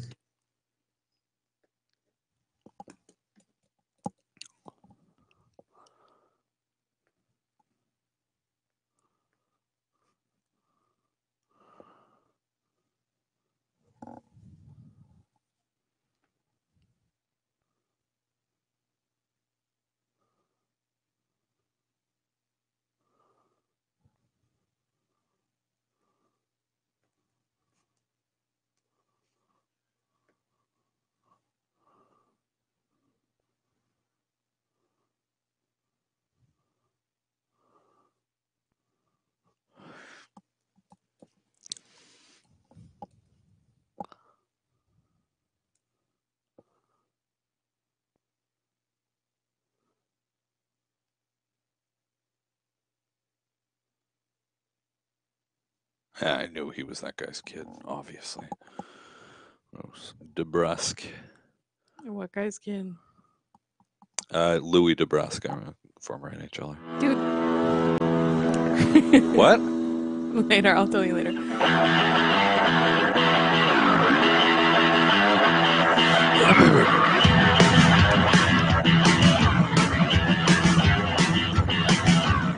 come the Sharks. They hit center, chip it in deep into the Philadelphia zone. Elliott out of the net, misplayed that right to the bank. Thornton in the corner. He can't get it back to the line. Flyers have a chance to chip it to center ice. Now with an empty net, it's Wayne Simmons. Looks at the net, shoots, he scores! And 10 seconds. Completes his second career hat trick. With just 36 seconds left, the Flyers have iced it and now lead it 5-3. All right, starting the season in style, Wayne Simmons, and doing it against his former team to boot the hat trick. And the Flyers got off to a good start to the other night. Time for us to talk a little bit about them and to go around the National Hockey League with our next guest with SB Nation and The Athletic. Her name is Mary Clark. Mary, good evening. How you doing today? I'm all right. I'm all right. Is it evening where you are? It is. It is evening. Okay, good. All right. That's I wanted to make sure you don't want to get something like that wrong. So the Flyers got off to a strong start. So let's start with them. I'm looking at the blue line. I was talking to a buddy of mine who's a Flyers fan the other day. He's telling me that 6 out of their 8 defensemen out of camp are under the age of 24. They got some really nice looking young guys, but can you win with a blue line that young?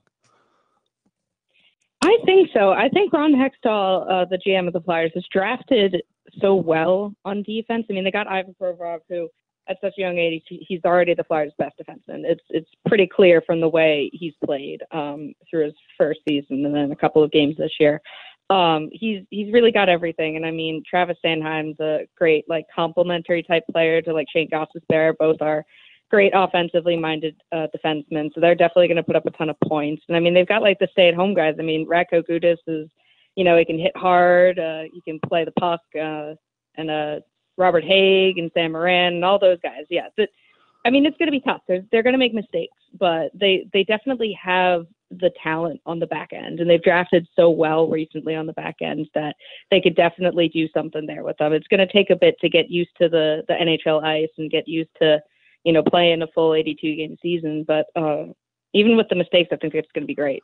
The Flyers, as we mentioned, or as we heard a moment ago, opened the season in LA the other night. They've got Anaheim tonight, so they get their West Coast swing out of the way bright and early this season. And you mentioned Provorov, who I wanted to ask you about. Who I don't know if people know yet, because maybe the Flyers haven't been as sort of, I guess they haven't been as good as they were a couple of years ago, say during the Mike Richards sort of Jeff Carter era. But it seems like they're coming back. And you mentioned the job that Hextall's done.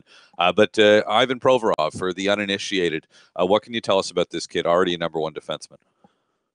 Yeah, he's great. I mean, there's no real downside to his game. He's solid in every single zone, and he's one of the great play drivers for the Flyers. The only problem is not even his problem. Is his partner is Andrew McDonald, who the Flyers picked up on a long-term contract, and McDonald's not one of the great defense. So that would be putting it mildly, I think, probably, right? Yeah. So even with McDonald, he's done so well. So Flyers fans can only imagine what somebody like a Travis Sanheim or one of their younger guys or Radko Gudas or something would be alongside Ivan Provorov instead of Andrew McDonald, but instead the Flyers kind of have put him there because it's a young kid and a veteran defenseman. So it kind of sucks in a way for Flyers fans to see their worst defenseman and their best defenseman are stuck on the same line together. But even with that, Provorov's done a fantastic job of being one of the steadiest players on the Flyers. Yeah, that's a nice thing to have, and so we talked about the young blue line. Meanwhile, looking at what they have up front, what's a legit expectation for this group as the season sort of rolls on? I mean, on my predictions on SB Nation, I predicted them just barely making it into the playoffs because the Metro was so deep this year. I had the Hurricanes moving up into a playoff position. Oh, me too. Wow. Yeah, their offseason moves have been incredible. They've filled holes at every single area they needed to. They added offensive depth. I mean, I'm not talking about the Flyers, but the Hurricanes added so much depth where they needed. I mean, the Penguins and the Capitals are still going to be there at the top, and I still think the Blue Jackets they're not going to take anybody by surprise. I still think that, especially they got Panarin this offseason, I think they're going to be fine. But I have the Flyers barely just squeaking in. I think the defensemen are going to make some mistakes, and I think that it's going to take a bit of hard work for them to get there to that final spot. But I think that's like making it into the playoffs, I think is good for them. Like, I think it would be like a good benchmark for them and for these young kids to make it there. I don't think that they'd get past round 1 or 2, but I think that a playoff spot is potentially on the line for them this year. I thought I was so bold and original with my Carolina Hurricanes playoff pick like half an hour ago here on the show, and now here you are picking them as well. What I mean, to go back to them for a second, not that I think I was planning on talking about the Carolina Hurricanes, but why the heck not? There's got to be at least one fan of theirs listening right now. What about the goaltending position? Yeah. What? That's my concern. I'm a little bit worried about their goaltending. I mean, they added Scott Darling from Chicago, who really made a name for himself, backing up Corey Crawford. I mean, the only thing on Darling is he doesn't have like the full season of like an NHL starting like goaltender under him. But I mean, he's a better upgrade than Cam Ward. So like I don't think like it's a. I think that they've really upgraded that position this year. Like it's hard to like be worse than what they've had previously. So, and their defense is so good too. Like they have Noah Hannafin, they have all of those guys. Like I think it's kind of like a Flyers situation, but I think that they've upgraded a bit more in certain areas. So that's why I think that they're going to hit a playoff spot this year. Yeah, that kid Jacob Slavin, too, really sort of sneaky good player that nobody knows about. I hope they locked him up to a contract this offseason too. So what they got to be they're hoping for like the Cam Talbot effect kind of with Scott Darling, right? That this guy is gonna come in and be a number one. Yeah, and I think he's got the chops for it. I think he showed that he has promise, especially when he played back up in Chicago. So I think that there's definite promise there that the goaltending position got better. So I mean, that's really like one of their key weaknesses from before. So I think that they can do it. I think that there's like a legitimate chance for them. I would imagine that the home opener for the Vegas Golden Knights, I think it's coming up on Monday night, is definitely going to be one to watch. And their first road game was too kind of a wild one, and Marc-Andre Fleury kept them in it before James Neal scored a couple goals. I made a bold prediction earlier that if in that situation, Marc-Andre Fleury making 46 saves and James Neal scores 2 goals, Vegas will go undefeated in games in which that happens. I just don't know how many times it's going to happen. But before this game even got started, pretty cool moment during the national anthem, wasn't it? Yeah. Oh, yeah, it was. It was definitely a very poignant moment. Very emotional. I mean, a lot of NHL teams this year have been, like this season so far, have done moments of silence for Vegas. But to see the Stars skate up behind them in a moment of solidarity is pretty cool. It was really, really nice to see. And it's on Tuesday when they open the season at home. It's going to be super emotional. There's going to be a lot. So I expect them to come out playing for the city. And they said it's going to be for the city. It's not just for them anymore. Yeah, it's a nice thing, and as nice as something can be to come out of such an unspeakable tragedy. What about their opponent, the Dallas Stars? I'm curious to get your feeling on them. 109 points 2 years ago. Wow, what a team! Well, maybe not so much. They were flat out bad last year, and then they won the offseason again this year, adding Alexander Radulov and others. So what's your feel for them, and what kind of a team they're going to be with Ken Hitchcock back there? I find them to be sort of a fascinating story. What do you think we're going to see, the Jekyll or the Hyde version of that team? I think it's going to be good for them. I have them bouncing back this year. I think because they added Ben Bishop in net, and goaltending, much like the Hurricanes, was their worst aspect. And the reason, I mean, I can't really speak, I'm not clairvoyant, but Ben Bishop was on a roll last night before he got a puck to the head and had to be taken out. So Kari Lehtinen was in the net for the Stars last night when the Golden Knights came back. So Ben Bishop is going to be a real key litmus test for them, how well he does, and if he can stay healthy. I don't remember seeing anything other than like he was just taken out of the game just to get stitched up or whatever. But like he's going to be big. But their addition of Radulov too on the front end makes their first line incredible. Jamie Benn and Tyler Seguin and Radulov is a deadly line. So I think they're going to be able to outscore their opponents. I mean, they weren't able to do it with Vegas because Fleury's thrown on his head, and he's known to do that. He has 3 Stanley Cups. So sometimes you win, sometimes you lose like that. So. Yeah, and well, I the thing that I remember from that 109-point season a couple of years ago was that they were so fun to watch, and Mm-hmm. I would imagine that under Ken Hitchcock, and we'll see if this is actually how it plays out, that will probably be less true. But I guess they just have to be hoping that that's going to be a little bit more effective if they settle things down. So yeah, the Stars one to watch. A reminder: I'll get some Western Conference playoff picks coming up in about 20 minutes time here on Hockey Primetime. Before we let you go, Mary, I wanted to ask you about this Jack Eichel contract. Now, I don't have a problem with it. I believe in Jack Eichel, but it's amazing, isn't it, in this day and age now, that a guy who's got 48 career goals under his belt is a $10 million a year player. I guess that's the modern NHL, isn't it? Yeah, it's the price of business. Jack Eichel is their cornerstone. Jack Eichel, I think this year will have a breakout year. He's had injuries to deal with, and he's kind of fallen behind, like, the Conor McDavid and the Austin Matthews. He's like fallen behind that, like, he's like in that kind of like second tier almost in a sense. But I think that he's worth it. Like he's absolutely worth it. He's their cornerstone pick. He's going to be something to watch for them. Like I think Buffalo still has to get some pieces around him. They need to do, like, they've done a bit of a better job this offseason in giving him a bit more pieces to work with. But so, because he's not going to carry a team like a Conor McDavid will, because nobody's Conor McDavid except Conor McDavid.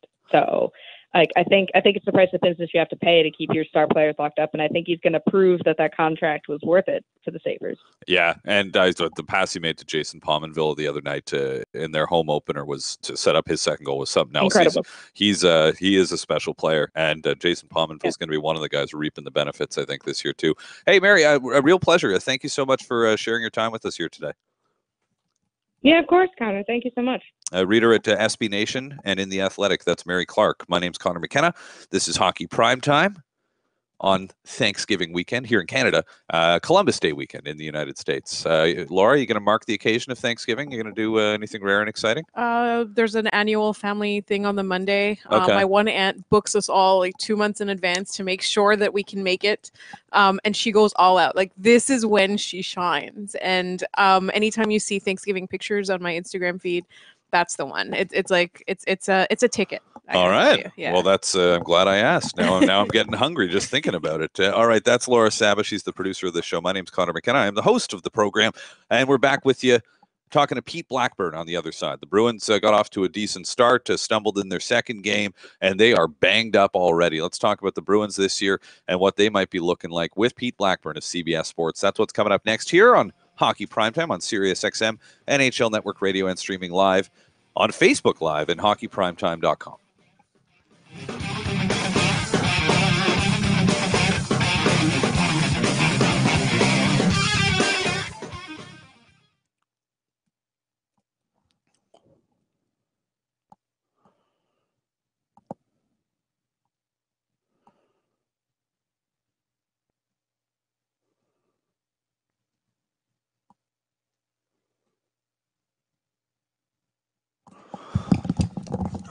So that's what he was responding to.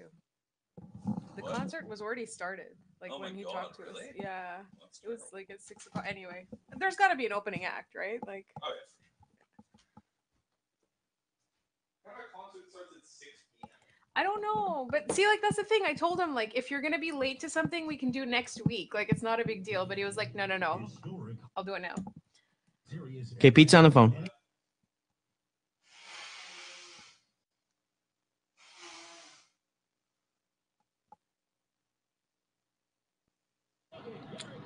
Pete's ready to go. And 1 minute. 1 minute.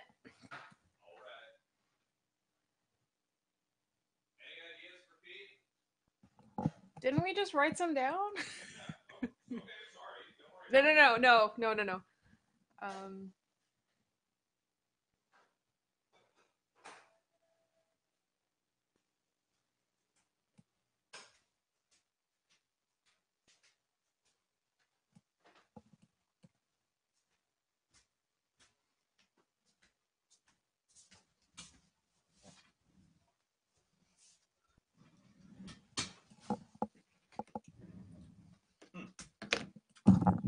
That guy. I'm a big fan of Pete. Yeah, he's awesome. He makes me happy about life. Yeah, he's like a really funny dude. Yeah. You're right. How does this restaurant not have a fucking website? That's crazy. Which restaurant? Mapoul Mouillet. Oh, is that the one like Mark Dumont went and had like a giant poutine and wouldn't stop talking about it? Yeah, it's amazing. It's so good. Yeah. Like honestly, I think it's the best chicken available in Montreal. Is it around? No, it's like super far. It's like right across the street from Bonquise.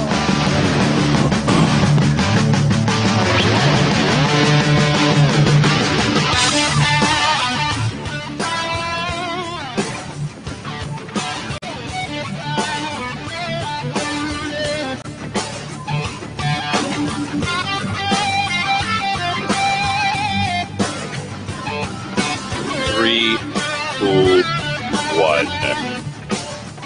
All right, we're rocking. That's not the right voice, eh? That was the FM radio voice I just did there. That was a bit of a creepy. Yeah, it's inappropriate. I think. Yeah, let's try that again. All right. No, that's not good either. I don't know. I'll figure it out. My name's Conor McKenna. This is Hockey Primetime. Thanks for hanging out with us today. It's game night tonight on the Sirius XM NHL Network Radio. We've got the Toronto Rangers game at 7.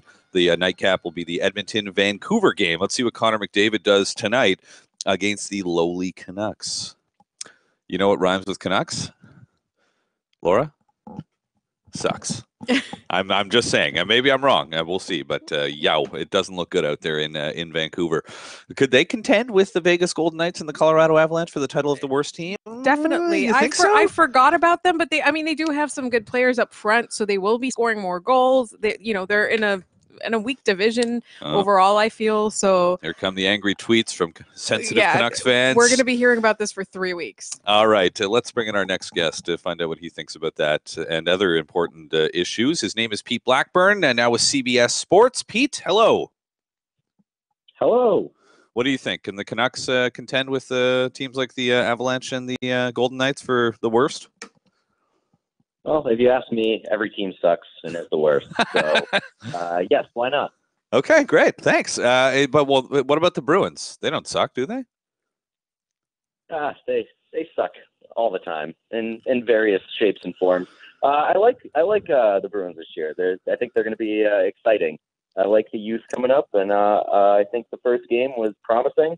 Not to invest too much into it, but I was excited about the youth heading into the season. Anyway, so the first game was all signs point to this being at least a fun season. Do you think they're a playoff team? Yeah, I think they're going to be a bubble team, much like they've been in the past years. It depends what side they finish on, but I think that in my preseason predictions, I picked them to be the 7 seed. I really think that they could kind of move up a few slots, or finish the 8th, or finish out of the playoffs. But I think that they're going to finish as a bubble team. I don't think that they're good enough to be one of the East's best and be a true contender yet. But I think that they're taking subtle steps towards the right direction rather than the opposite way. The Charlie McAvoy hype train is like full steam, it seems. A lot of people picking him to win Rookie of the Year this year. I always like when Boston teams have players that their names sound great when people with a Boston accent say their names, and Charlie McAvoy definitely qualifies for that. Are you buying into the hype that this guy's going to be in the mix for the Calder? Yeah, he was my pick for Calder preseason predictions, and I thought that was a bold step, but apparently not, because everybody else seems to be picking that kid too. I feel like it's tough to pick a defenseman to win the Calder, just because it takes longer for those guys to develop. There's always growing pain for blue liners, so to pick him as a Calder, I figured that would be one of the few. But apparently everybody's buying into the hype, and for good reason. He's a wildly talented kid, and the Bruins plan on using him aggressively and putting him on the power play. So I don't see why there isn't any reason that he could be in the Calder discussion. What kind of a job do you think that? Who's their general manager? Glenn Murray? Is that who it is? Or the Bruins? No. Right, Don Sweeney. Bruins player from the same era. It's somewhat excusable that I would get that mixed up. I don't know why that just happened. It was kind of embarrassing. But what do you think of the job he's done now? With the benefit of now a couple of years, what kind of a job has he done? Well, it depends what you want to focus on. If you're talking about external acquisitions, there's a lot to be desired. The free agent signings haven't been fantastic. The trades haven't been great.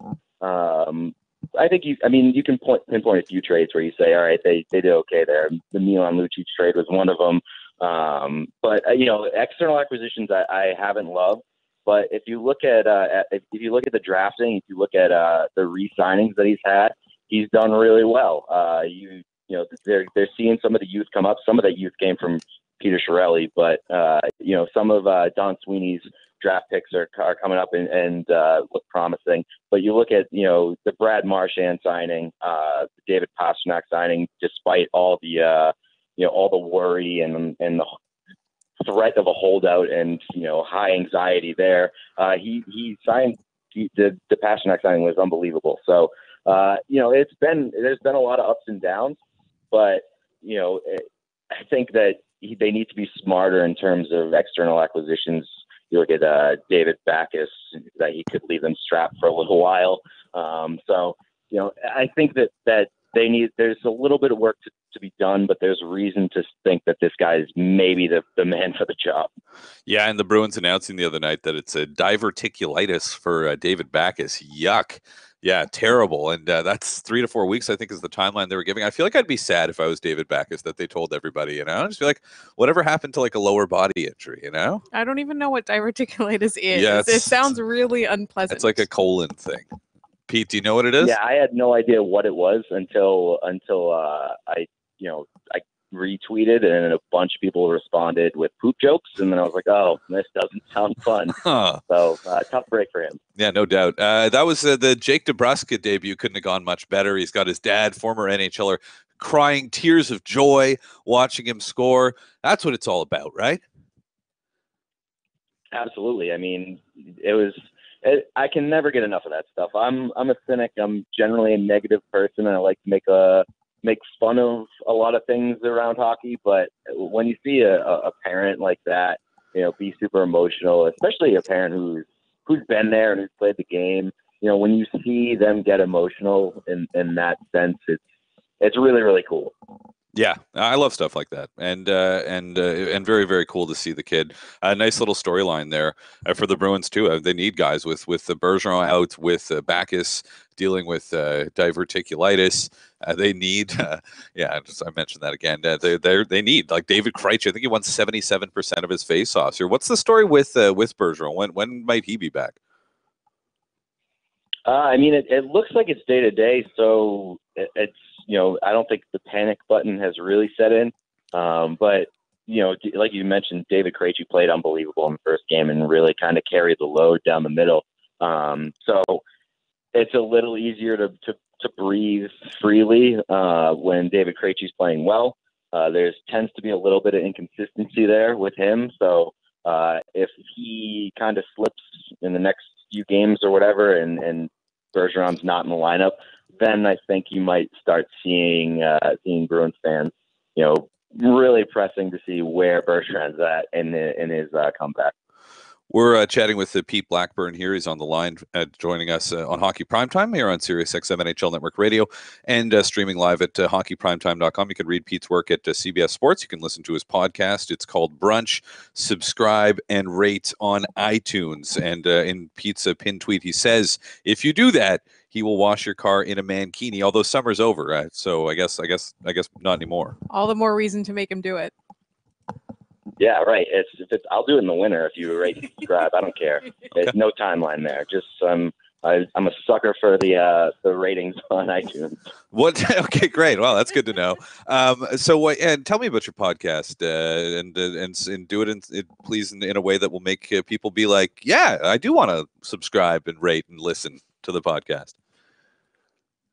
Well, basically, it's just two very self-absorbed, very neurotic idiots talking about pop culture, about movies, music, things like that. And we basically frame it that it's like hearing two people that you can't decide whether you love or you hate them at the next table over at brunch. So we're interesting, I think, whether for better or for worse. It's an interesting discussion usually. All right. So yeah, check it out on iTunes. It is called Brunch. It's Pete with DJ Bean on the podcast. All right. Nico Hischier has had he had a great preseason with the Devils. He had another good game today as the Devils were looking pretty good, albeit against the lowly Colorado Avalanche. What about this kid and what he's bringing there in New Jersey? Could he perhaps be a contender with Charlie McAvoy to win the Calder Trophy this year? Yeah, I think so. You look at the way that he plays; he's very creative, very fun. I think at the very least, he's going to make the Devils a little bit more fun to watch. And I know that's not saying a ton based off of what we saw last year, but it seems like he might kind of reinvigorate that lineup and at least be a headliner that is worth watching on a nightly basis. I mean, he's got a ton of skill, ton of creativity. He's the sort of playmaker that it seems is worth your time and worth investing your attention on a kid like that. So I don't see any reason why. I guess the reason why, I mean, the supporting cast, he might not get. With a better team, he could be a threat to put up a lot of points. So I think that he's a kid that is worth the spot that they took him in. So I'm excited to see where he goes. Yeah, and nice for the Devils to have sort of a positive storyline. We'll see, but they looked all right today. Corey Schneider was good, and they beat a really bad team. Just finishing up here with Pete Blackburn. Last night, the Golden Knights making their debut, and what a dramatic sort of a way that game finished. Crazy moment too, where Ben Bishop took that shot to the head and sort of turned that game completely on its head. But the whole lead up, and I know it was in Dallas, and the home opener is going to be one to watch for Vegas there on Monday night. But that was pretty amazing during the national anthem last night, wasn't it?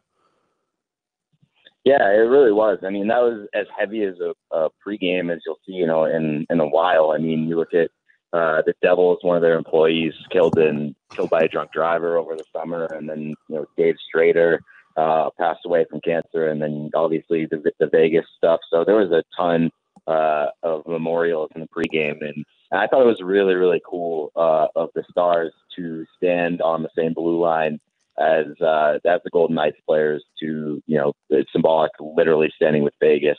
So I thought that was really, really cool, and I hadn't seen that before. So that was just a really cool and touching kind of memorial. But it was a really heavy pregame for sure. What did you, and then on a completely different and entirely unrelated note, is that photo you tweeted of Ed Sheeran wearing a Tampa Bay Buccaneers jersey real? It is real. I guess he's playing at, is it Raymond James Stadium? It used to be. In Tampa, whatever the stadium is. Yeah, he's playing on his tour there. So they made him wear that horrendous Bucs jersey, and I just think the picture's hilarious.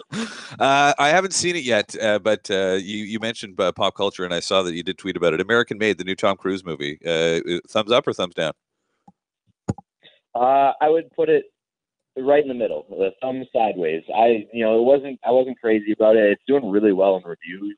I personally wouldn't put it as highly as I'm seeing. I think it was like an 87% on Rotten Tomatoes today. I really thought it was just okay. They kind of gave it. I don't know. Did you watch Ozark on Netflix? I did.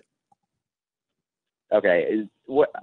My feelings on Ozark was that they really just moved too fast. They didn't focus in on any particular point in the show and kind of give it any suspense or any build-up. And they just glossed over everything and just moved so fast through it. And that's kind of how I felt about this movie. They didn't really key in on any focal points. And I think that they covered a lot of ground, but I didn't really feel invested in any of it. Huh. All right. Look at that. That's a little taste of what you get on Pete's podcast. It's called Brunch, and he works for CBS Sports now. Hey, Pete, thanks for checking in, man. We appreciate it. Thanks for having me. Always a pleasure. Follow him on Twitter at Pete Blackburn. Great follow. He's funny jokes, and hockey gifs, and photos of Ed Sheeran in a Tampa Bay Buccaneers jersey. Well, I was saying before we were on the air that Pete Blackburn makes me happy about life. Like, I think he's just a very entertaining person, and he's always upbeat, always positive. Even when the Bruins are really bad, he's really funny about it. So, I definitely would recommend him as a quality follow. There you go. That's the Laura Saba endorsement. It doesn't get much better than that, I don't think. Never said anything like that about my Twitter account, Laura. Hey, coming up next, Western Conference playoff picks. Let's take a look at who we think is going to make the playoffs out west. I'm going to tell you why I think Connor McDavid is the greatest hockey player who ever lived. I'm calling it, baby. That's what's coming up next. This is Hockey Primetime on Sirius XM, NHL Network Radio, and streaming live at hockeyprimetime.com.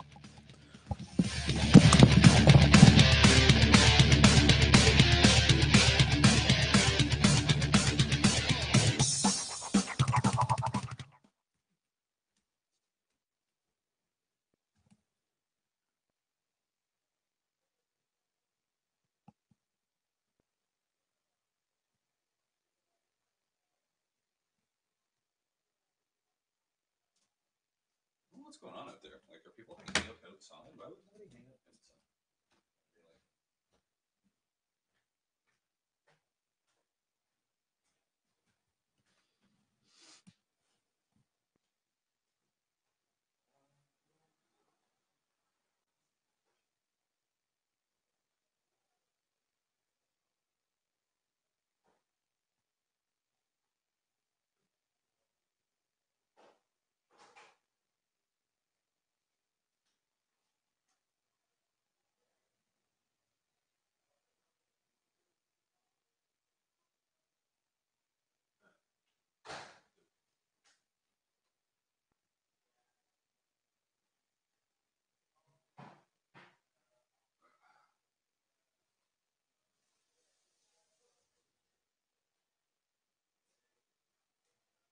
One minute.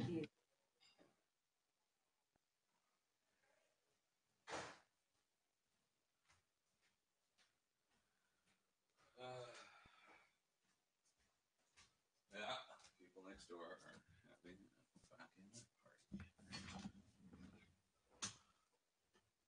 party. Oh, Sam said happy Thanksgiving. I forgot to pass on the message.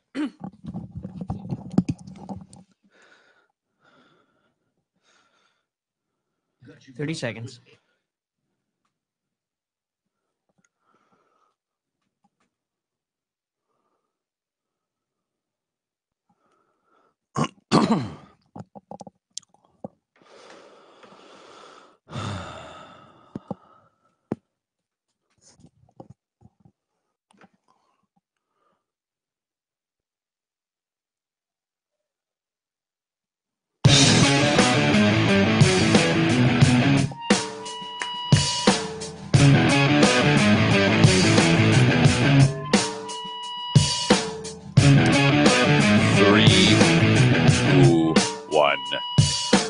All right. This is Hockey Primetime, final moments of the show, and just to show you that there is no actual East Coast bias on this show. It only seems that way.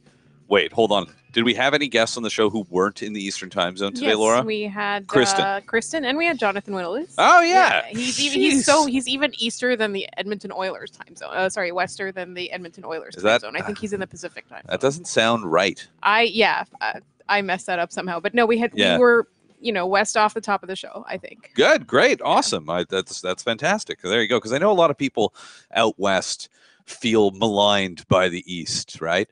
And I think a lot of hockey fans, who, especially Canadian hockey fans, who aren't fans of the Toronto Maple Leafs, feel maligned by the media's constant coverage of the Toronto Maple Leafs. And it's crazier now than ever before, right? Because of social media and the internet and everything else.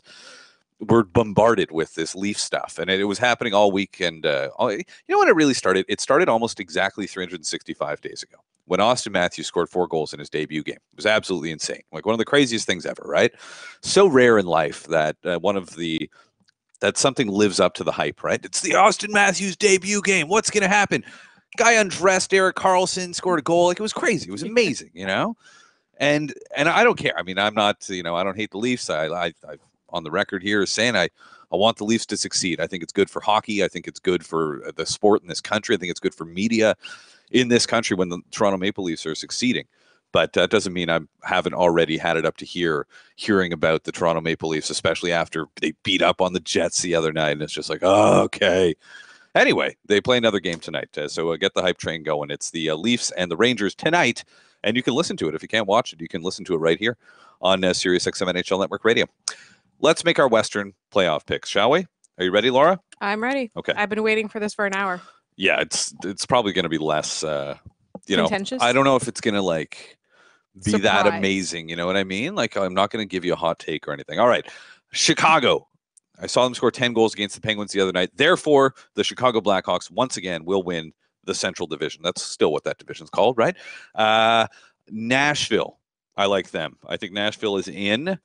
And I like Dallas. I think Dallas is going to bounce back and make the playoffs I think this year. like as you guys mentioned earlier in the show, the Ben Bishop addition is extremely key for that team because a lot of, we had a lot of Dallas guests on the show last year, and the general consensus was that the goaltending was letting them down. Yeah, So Kerry Lettinen and Antti Niemi. Niemi picked up right where he left off with the Penguins the other night there against Chicago, and yeah, I think you're right. And Ben Bishop's a massive addition. Radulov's a huge addition for them as well. Mark Methot, I have my suspicions about Mark Methot. Remember when Mike Komisarek signed with the Toronto Maple Leafs years ago and left Andre Markov? He was playing with Andre Markov. He looked good, and then he played for the Leafs. He was terrible.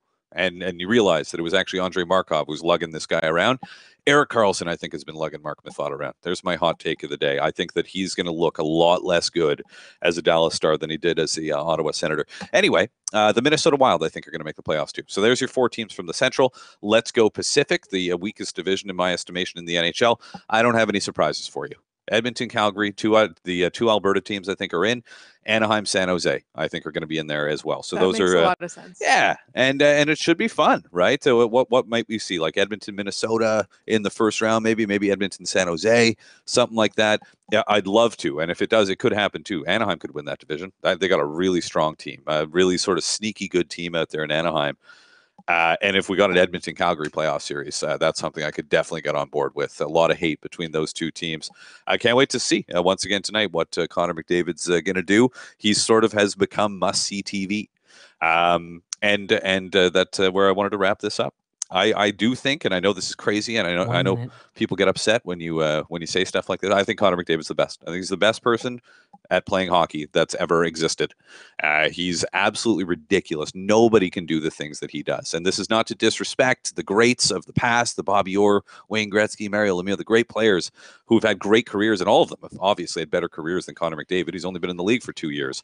I'm just saying, due to human evolution and athletics being something that's constantly in flux, I think if you took a guy from the 1950s and you threw him out there right now, he would probably have a really hard time. I think Connor McDavid is better at hockey than any person has ever been. But some people will tell you he's not even the best hockey player in the world. That's why it's a hot take, baby. All right. Thank you, Laura. Thank you, Connor. Thank you to Rob. Do we know Rob's last name? Rob Conway. Rob Conway, thank you for your time and your production skills. This has been Hockey Primetime. We'll talk to you next week.